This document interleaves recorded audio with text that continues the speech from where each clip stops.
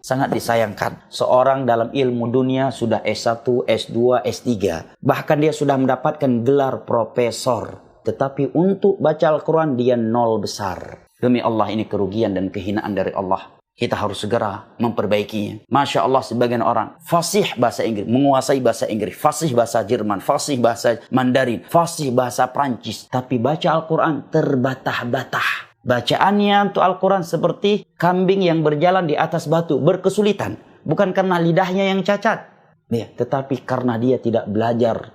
Karena dia tidak pernah memberikan waktunya untuk Al-Quran. Kitab suci Sang Penciptanya tidak bisa dia baca. Bayangkan tuh. Dia bisa melihat tapi nggak bisa membacanya. Sebaik-baik kalian adalah yang mau belajar dan mengajarkan Al-Quran. Makna sebaliknya kata para ulama, seburuk-buruk kalian adalah yang tidak mau belajar dan tidak mau mengajarkan Al-Quran.